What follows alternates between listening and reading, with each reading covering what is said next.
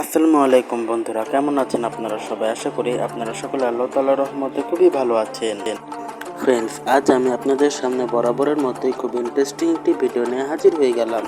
এই ভিডিওটিতে আমি আপনাদেরকে একটি স্পিকার এর রিভিউ করে দেখাবো। বন্ধুরা, আমরা ইদানিং প্রায় সকলেই মুভি কিংবা গান শুনি। সেই মুভি কিংবা গান এর যে সাউন্ডটি যদি ভালো না হয় তাহলে আমাদের এই মিউজিক এনজয় করার যে মজাটা সেটা থাকে না। তাই এরই ধারাবাহিকতায় আমি আজ আপনাদের সামনে একটি মিনি ব্লুটুথ স্পিকারের রিভিউ করে দেখাবো ফ্রেন্ডস। অনলাইনে বেশ অনেক ধরনের স্পিকার অ্যাভেলেবেল রয়েছে। সেই স্পিকারগুলোর প্রাইস অনেক বেশি হতে আমরা অনেক সময় স্পিকারগুলো পারচেজ করতে পারি না। ফ্রেন্ডস, আজ আমি আপনাদেরকে যে স্পিকারে রিভিউ করে দেখাবো সেই স্পিকারটি হলো 500 টাকার ভিতরে একটি মিনি ব্লুটুথ স্পিকার। ফ্রেন্ডস, আমরা আজকে যে ব্লুটুথ স্পিকারটি রিভিউ করতে চলেছি সেই ব্লুটুথ স্পিকারটি হলো অ্যাঙ্গোসেন M9। তো ফ্রেন্ডস, চলুন বেশি দেরি না করে ইন্ট্রোর পর আমাদের আজকের এই ইন্টারেস্টিং ভিডিওটি শুরু করা যাক।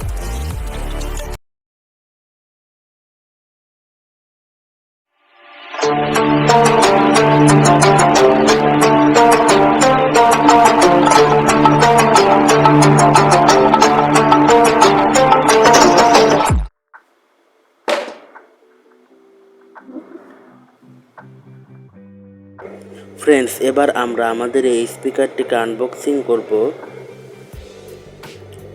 বন্ধুরা, চলুন এই স্পিকারটিকে আনবক্সিং করে ফেলি দ্রুত।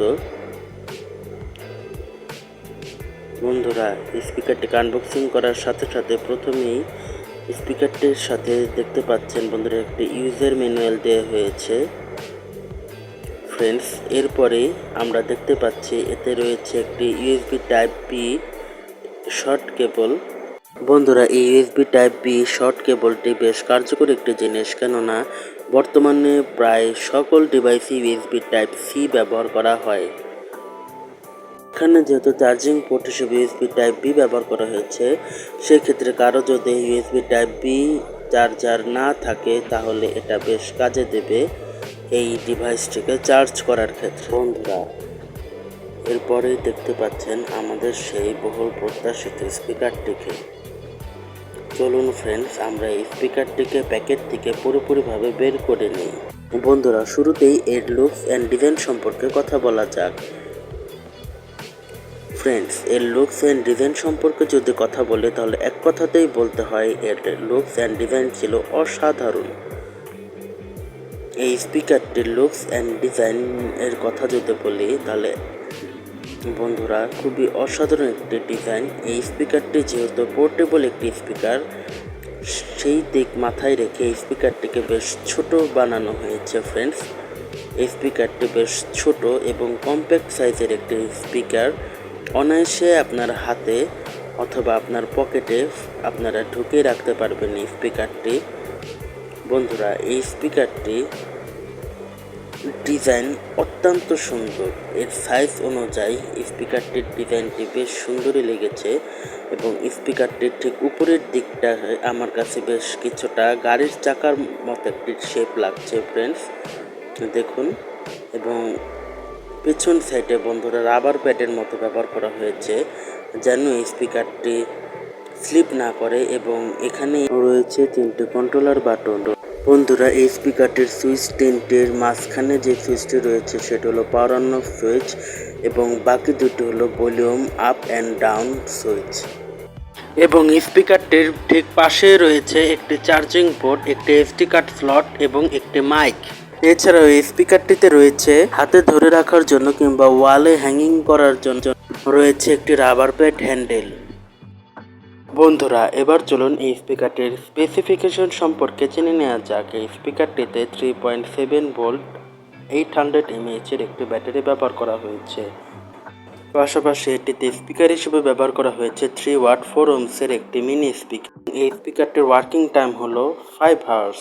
চার্জিং ভোল্টেজ হিসেবে স্পিকারটিতে 5 ভোল্ট 420 mAh ইনপুট করতে হবে।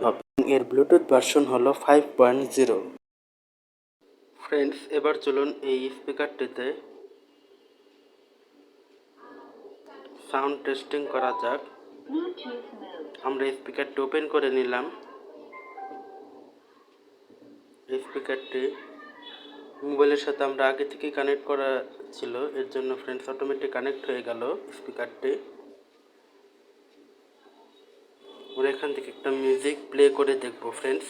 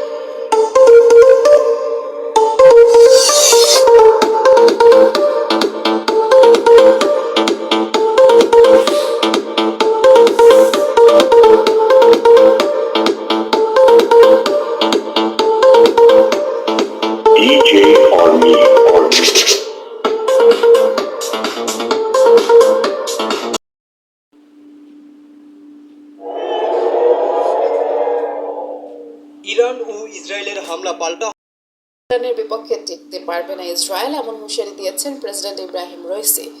দাবি, অপারেশন ট্রু প্রমিস প্রমাণ করেছে তেহরানের হামলার মুখে কৌশলগতভাবে ব্যর্থ হয়েছে তেল আবিবের গোয়েন্দা তথ্য নিরাপত্তা ও সামরিক বিভাগ। কেবল মৌখিক হুমকি নয়, বুধবার সেনা দিবস উপলক্ষে আয়োজিত মহড়ায় সামরিক শক্তিমত্তাও দেখায় দেশটি। ইসরায়েলের সাথে চলমান উত্তেজনার মধ্যে প্রদর্শন করল অত্যাধুনিক সব সমরাস্ত্র।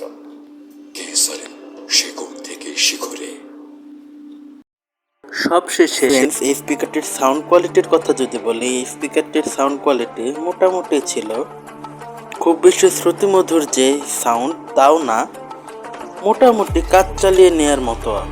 ফ্রেন্ডস, এই বাজেটে বাজারে এর থেকেও অনেক ভালো ভালো স্পিকার পাওয়া যায়, আপনারা ওই স্পিকারগুলোই কিনবেন। স্পিকারটিকে রিকোয়ারমেন্ট করছি না, কেননা এই স্পিকারটির সাউন্ড খুবই কম। স্পিকারটির প্রাইস হলো 600 টাকা। এই প্রাইসে এর থেকে সাউন্ড কোয়ালিটি সম্পন্ন স্পিকার পাওয়া যায়। আমি এই স্পিকারটিকে কেনার জন্য একদমই রিকমেন্ড করছি না।